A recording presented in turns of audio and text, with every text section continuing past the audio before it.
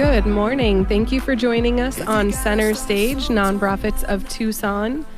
We get to hang out and talk to different nonprofits in Tucson and hear what they're doing. And I mean, if you don't know, there are some really amazing things that are happening in Tucson. And it is always so good to hear from someone who really has a passion for making a difference in the community. So with that, I want to welcome our guest today from Educational Enrichment Foundation. We have Tremaine Ravenel, the Community Outreach and Development Manager. Hello, good morning. And we have Drisana Ross, Program Manager.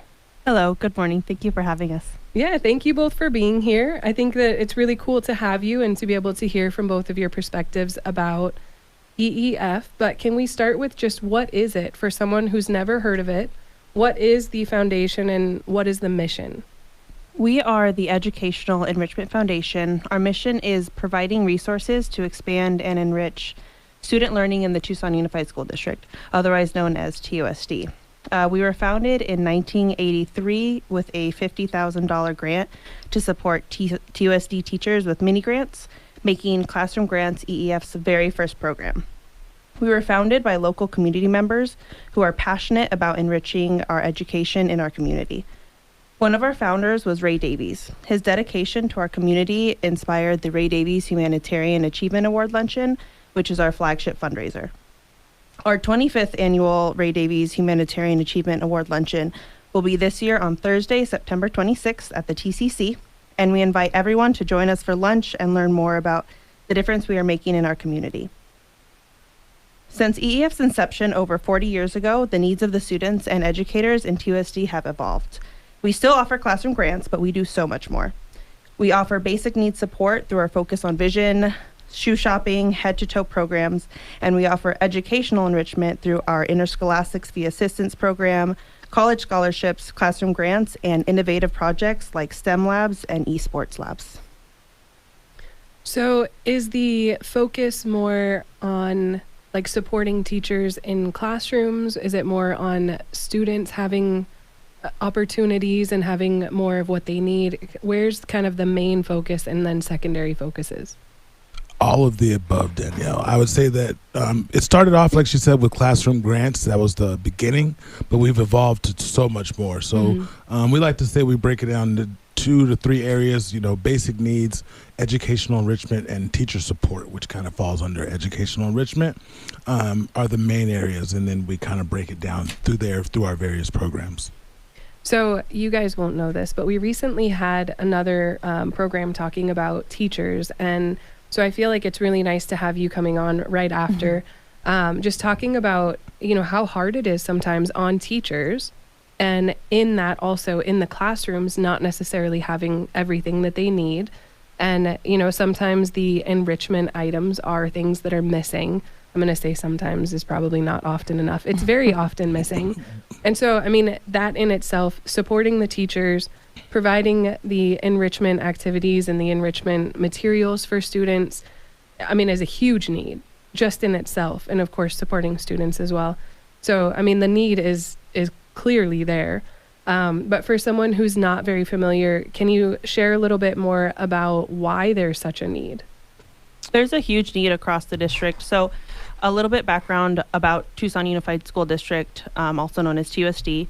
It's roughly 40 to 45,000 students, depending on the year. And about 70% of those students qualify for free or reduced lunch. And those are the students that we aim to help, especially with our basic needs support programs. So as you can imagine, getting a student ready and confident to learn at school is their basic needs, their shoes, their glasses. So the need is vast and it's across the district. And so that's just the student aspect. The teachers, like you touched on, they're not always equipped with what they need to teach in a classroom. So it is a great need, and we're just trying to do everything we can across the 90 TUSD schools, ranging from pre-K all the way to 12th grade. 90 schools. That's a lot. And you said about 45,000 students. Did I remember that right? That's a lot of kids. And who knows, maybe but how many teachers in classrooms and, how much is going on? That's a huge undertaking. This is not a small project. This is a very big project. And there's 5 of us. That's true. I don't know how you do that. So what kind of support do you provide directly to TUSD, or how does someone request for help either in the classroom, with the teachers or the students who do need like the basic needs, like you mentioned? So the basic needs support, we communicate pretty directly with the counselors, community liaisons, nurses, and they identify students who have need, and they submit applications directly to us. For shoe shopping, we actually take about 90 kiddos a day to the shoe shopping events, where we get a pair of shoes and socks for every student that attends. And then our vision program, we send students to Nationwide, where they can get a free exam and glasses, regardless if they have vision insurance or not. So that's our basic needs support. And then education, or the educational enrichment aspect, such as interscholastics sports fees, that's also done during through application process, and classroom grants, college scholarships, as well as all application processes that can be found on our website, which is eeftucson.org. So looking at some of those different programs, with the shoes, I'm going to start there. Are they're getting new shoes? Are they going to the store and picking those out? How does that work? The shoe shopping program is a very loved program among all of our supporters. It's an opportunity for typically local organizations or groups of individuals who sponsor the event, and then we bus typically 30 kids from 3 different schools, so about 90 to 100 students, and they come to Skechers. They shop with the volunteers from the organization that has sponsored the event, and they get to we let them pick out any pair of shoes as long as it's closed toe. And they pick out a new pair of shoes. They leave with socks, books, whatever goodies we're able to give away that day. And for some students, it's the first time that they've been in a Skechers. And I don't know if you've been to the Eastside Skechers, but it's huge. So they think it's a fabulous experience. How often are you able to do that? So we're able to do them. Usually we try to do them 4 times a year at a minimum, but as much as we can get sponsors, we try to do them. So if a sponsor's willing to call and they have the volunteers, we'll usually are able to plan it. So minimum 4 times a year, but we're open to do more. Yeah. How does someone sponsor to do an event like that? Are they paying for the cost of all of the shoes? Is there maybe a range where they know, how much they're going to be sponsoring for the event? How do they kind of get started? Yeah, so the sponsorship will basically cover the range. The cost for all the shoes for the students, and usually probably about 4 to 5% in admin fees. So it totals out to right around $5,000. But we're willing to work with agencies, or individuals that may be on a slightly smaller budget. But it's just the main thing is covering the cost of the shoes. Okay. And then you mentioned things like books and possibly having other giveaways. Where do those come from? In the past, we had donations from Bookmans or other folks who had just donated books to us. We are actually looking for book donations at this time for our upcoming shoe shopping party. So it's however our community partners like to support us. Do those books need to be new, or is a used, gentle condition? Used is fine, as long as Okay. it's going straight to the students, and they can be a little rough on books too. So any book that is readable and appropriate is perfect. Awesome. I think that's such a cool opportunity. And then with the glasses, that seems, something that obviously it's so needed. And being in a classroom and not being able to see the board or see what's being taught just sets you up for failure. So having the opportunity to make sure that you have glasses and you can see well is an amazing thing. Is that something that is also sponsored similar to the shoes, or is that a little bit different setup? So with our glasses program, we do fundraise for that, and we have funds that are in an account for that. So the biggest thing for that is just to apply online for the glasses. We do kind of take it as needed basis as funds are available. Okay. Such a cool opportunity. And then what else? What do you do to try to find sponsors, or try, if someone is listening and they're kind of curious about that sponsorship aspect, how do they reach out and talk to you about it? If they can't sponsor the full $5,000 for the shoes, do they need to find a partner, or do you guys find partners for them? That would be a conversation they could definitely have with me. My information's on the website as well, so they could email me directly. And we would just have a one-on-one conversation and see exactly where they're at and how we could meet their needs. Sometimes it might just be an individual package that we might have to put together. Okay. And you mentioned that right now you are collecting books for an upcoming I can't remember what you called it. Shoe shopping party. Shoe shopping party. What is the time frame of when you're planning to have that next shoe shopping party? Our next shoe shopping party is April 19th. So they can, if anyone is interested in making donations, you can email me. My email is programs@eeftucson.org. Otherwise, we do shoe shoppings year round. So if it's something that someone can't get to this time, but they're interested in the future, they can contact me then. And where can they drop off books, or are there other items as well that can be donated? For the shoe shopping party, absolutely, you can drop them off at our office, which is at the Community Foundation campus at 5049 East Broadway Boulevard, Suite 107. As far as donations directly for student support, we would direct you to one of the family resource centers within Tucson Unified School District. That's clothing, hygiene supplies, anything that you believe a student might need to get ready and competent for school. So if you go to TUSD's website, or contact us if you'd like to get more information, but the family resource centers would be a great place to drop off donations for students. Thank you for sharing that. And we are going into the break in just a minute. We are talking to Tremaine and Drisana from the Educational Enrichment Foundation. There are some very cool opportunities that are going to be coming up. We will be also discussing ways that you can donate and how to get involved and possibly volunteer at one of these events. If you listen to the sponsorship opportunity and that's something that is interesting to you, can you give us one more time the number or email to reach out? They can reach me directly at outreach@eeftucson.org. We are back with Tremaine and Drisana from Educational Enrichment Foundation, which is supporting TUSD schools and students and teachers. And we've talked a little bit about some of the support and some of the programs that they provide to TUSD. But we want to talk about some of the ways that you can support what they're doing and some of the biggest needs that they have right now. So actually, why don't we start, if we can, with some of the classroom grants? What are those classroom grants? Classroom grants is an opportunity for TUSD teachers and educators to apply for and receive $1,000 grants for their classroom projects. This could range from gardens to something like a chicken coop. We have a very innovative project that we've been supporting for the last few years, which is actually students who sew and design their own clothes that also lights up. So very innovative, cool projects. We award about 120 to 130 each year. We have 2 separate cycles for teachers to apply to. Our current cycle is open till April 1st. So if you're listening and you're a TUSD educator, go apply. We estimate it reaches over 20,000 students each year. And that's very hard to measure, but we just estimate by classroom. That's just the nature of it.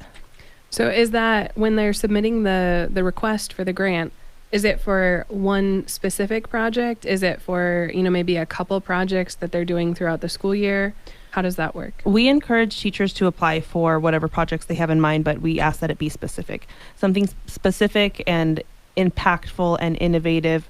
While we would like to support every request for classroom supplies, what really makes a difference is those projects that light up for students, that make a difference for them. That inspire them. Exactly. Yeah. And that the opportunity there is really cool because, again, we talked about as a teacher, you don't always have everything that you need. And so these cool projects that really do make a difference are something that are completely outside of what's attainable inside the school itself.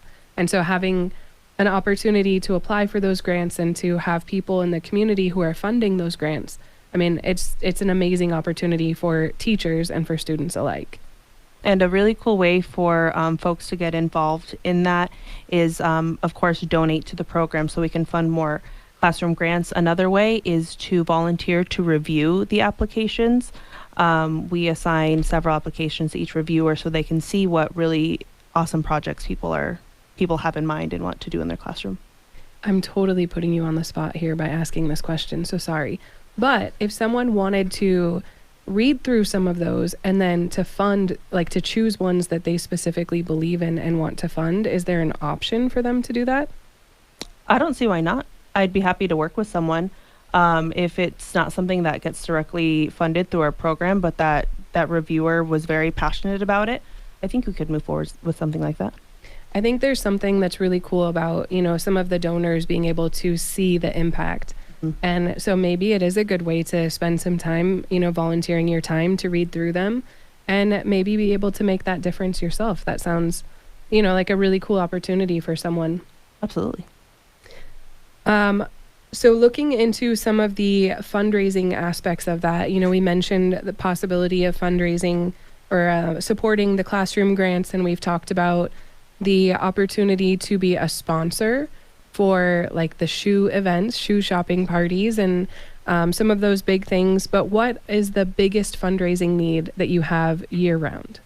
So currently, I would say the two biggest needs would be interscholastics. So we do cover sports fees for students, and those fees add up just generally. Recently, we did streamline the process to make it easier, which then drove up demand. So trying to make sure that we could still keep the interscholastics funded so we can keep the students in the field, on the band, and in those activities so that they overall stay in school would be number one. And then secondly, you just nailed it, classroom grants. So the more that we can get in to support the teachers, the more teachers we can support. So I'd say those are the two top areas.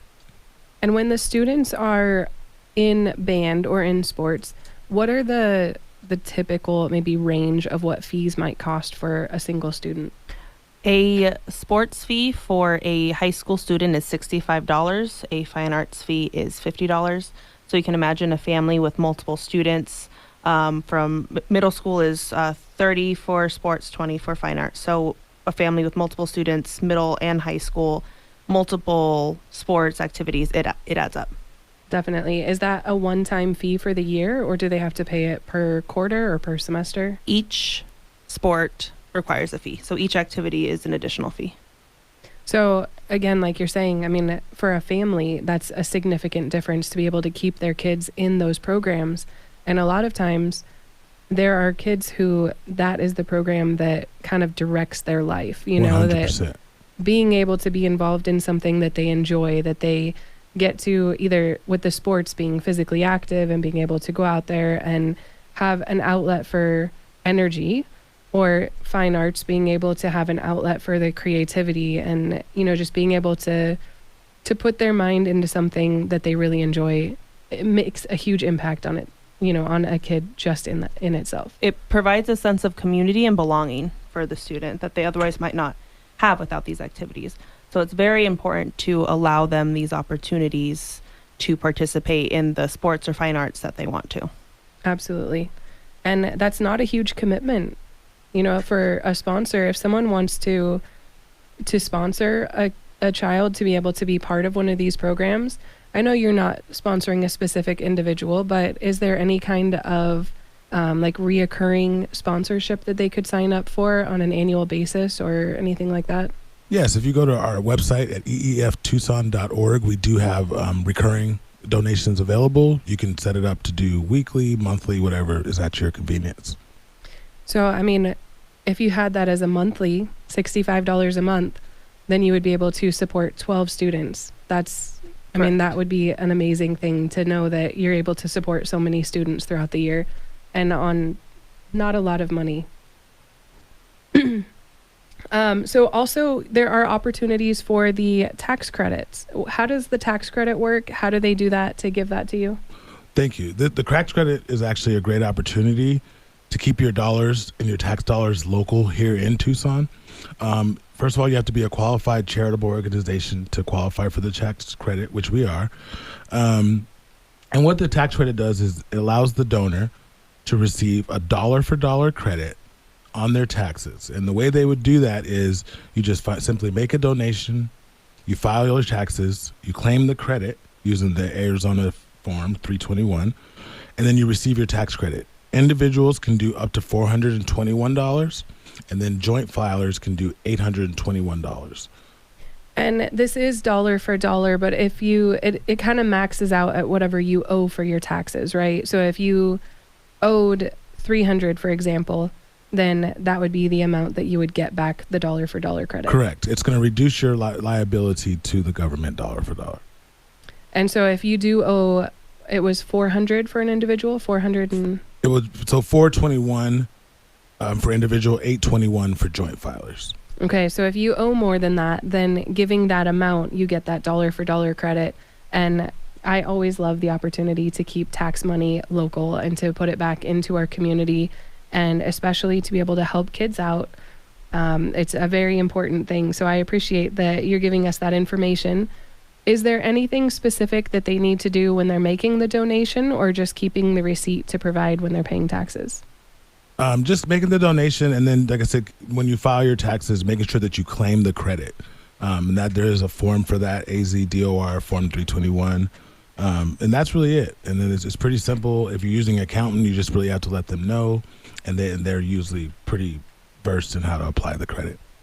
And then what about just donating in general? You mentioned we can go to the website and that there are options for recurring donations. Can you go ahead and give us that website, and then anything else about donating? Yeah, so eeftucson.org is the website to donate. If you want to go online, if you want to be more personable, I would definitely reach out to me. You can reach me at email outreach@eeftucson.org. And that's specifically for donors may have their own ideas. Like I said, sometimes we get donors that come in with their own ideas of how they want to help and how they would like to use their dollars. And we would love to have that conversation. So just reach out to me, and we'll definitely, sit down. We can have a phone call, lunch, coffee, whatever is preferred. So if there's a specific program that really speaks to one of the listeners, can they give directly to that program then? Absolutely. Not only to the program, if there's a school that you live by, if there's a sport that you like, or a program, anything that that really touches you and that they want to help support, we would definitely love to work with them to help them do so. Awesome. Again, it's a really cool opportunity to be able to give to something you're passionate about and to help to inspire that passion in others and in our future generations. And it's really the one thing we really like to highlight is that every dollar stays right here in Tucson. I mean, it's a local foundation that really puts the dollars right into Tucson. Thank you for kind of highlighting that too, because again, that is really important to know, especially for people who want to support our community. Let's talk about, for just a minute, the annual fundraising event. You said it was in September. Can you tell us a little bit about that event, and if someone wants to go and to support, how do they get tickets? Yeah, so the event is the annual Ray Davies Luncheon. This will actually be our 25th year, so we're excited about that. We usually do honor at least somebody that from the TUSD community that's had a huge impact. So we'll be look forward to that announcement coming soon. If you want to support, sponsor, or donate to that event, that's always the same thing. You just reach out to me. But that's September 26th. It's always at the Tucson Convention Center, usually around 11 to 1 is the time frame. And it's always a great time just to really experience what we're doing in TUSD, the impact we're having, and some of the outcomes from those. And can they also reach out to you? Do they need to get tickets for the event? Yes, tickets will go on sale usually right around midsummer, probably in the next month or two, maybe around May. I would look back, but yes, just keep checking our website as well. It will definitely be posted on there as well. Okay, well, thank you both for being here and for talking about some of the exciting things that are happening in Tucson in TUSD through EEF. I also want to say thank you to our sponsor, Right Way Heating, Cooling, and Plumbing. And if there is a nonprofit out there that you would like to have on the show, make sure that they reach out to me at centerstagetucson@gmail.com. You can also reach me at 520-373-6864. And don't forget, call me, Danielle Johnson, for any of your real estate needs.